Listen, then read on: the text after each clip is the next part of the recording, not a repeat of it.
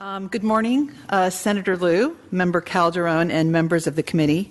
Thank you for your leadership in calling this meeting. It's a pleasure to be with you today to discuss this important topic.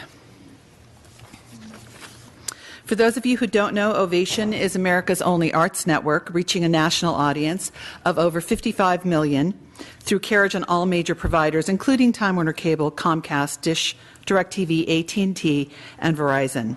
Ovation is headquartered in Santa Monica, and in terms of the creative economy, we are an example of a business which not only operates within the creative economy, but fuels it as well. As a TV network, we contribute to the creative economy in several ways. We are an employer. We employ creative professionals such as writers, editors, graphic designers, producers, marketers, and many others. We are a promoter of the creative economy. Given the nature of our channel's content, we feature the work of artists in a wide range of genres and disciplines, including music, dance, theater, film, painting, sculpture, photography, architecture, literature, and much more. And we make that available to a mass audience. We're also a supporter. Ovation supports and encourages participation in the arts, sponsoring free museum days and a range of arts activities, and contributing directly to arts organizations and arts education programs. So why does Ovation, a business, support and advocate for the arts and arts education? We do believe it's important to support the next generation of artists, but we think it's critical to ensure that the creative economy has an ongoing, vibrant, and educated workforce. Arts education is known to provide elementary, middle, and high school students with a much-needed outlet for creative expression. And it has been proven that schools with arts and after-school arts programs have less incidences of absenteeism and dropouts. That is why Ovation continues to support funding for local, state, and national arts education programs. And we have made direct and in-kind contributions of over $15 million to the arts and arts education since our relaunch in 2007. But the most salient point for us to consider here today is that including the arts in a child's education helps him or her develop creative problem-solving skills that are essential in all creative economy professions, as well as in science, medicine, and engineering. If you don't believe that is the case, just consider for a moment some of the greatest thinkers and innovators of our time. Albert Einstein, Winston Churchill, Steve Jobs, just to name a few. I especially love this quote that comes to us from Jamie Merrick, who is an English teacher at Adams Middle School in the Contra Costa School District in California. People are forgetting that math is taught when a child is playing an instrument. English is taught when a child is reading or writing a script. Critical thinking is taught when a child is analyzing art. But there's a serious danger that California could lose its competitive edge, and I know this is a concern shared by Member Bloom earlier this morning and by others on this committee. I and many of my colleagues came out of the California public education system, which provided a well-rounded education which included the arts.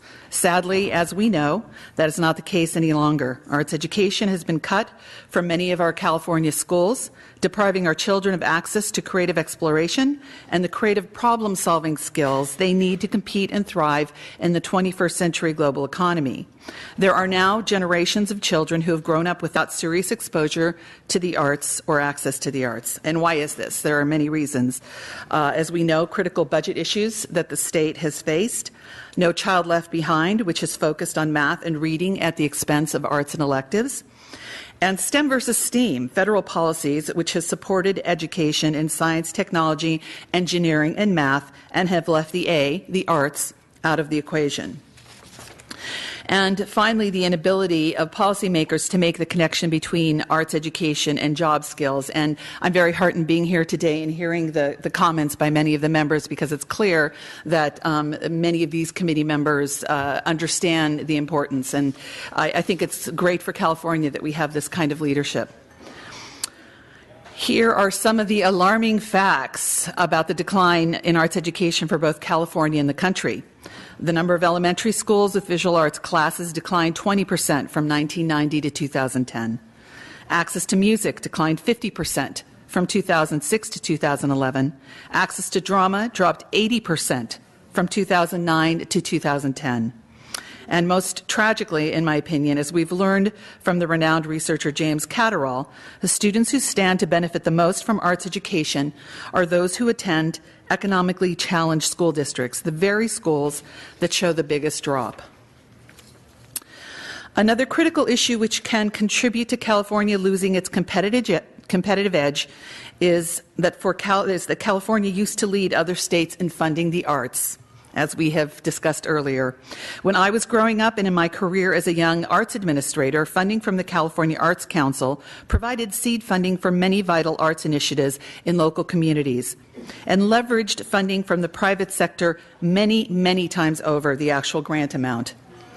This created a vitality and availability of arts programming that is no longer here. The state that had the model educational system and State Arts Council now has fallen to 47th in per capita funding for the arts. So will the state that created Hollywood in Silicon Valley and became responsible for exporting billions of dollars in cultural exports all over the world maintain its competitive edge? How can we hope to nurture the next generation of innovators and creators in a world without art? Because as we all know, a world without art is a negative space. Think of every iconic artwork you know, every monumental public space. Think of storefronts and billboards. And now imagine the world without them. For the good news, Ovation refuses to accept that there can be a world without art, and we want this committee to know that we stand ready to assist you in supporting the creative economy. Because Ovation recognizes the critical nature of these issues, we have just launched the Ovation Foundation, and we are funding a series of key initiatives to promote arts funding and arts education.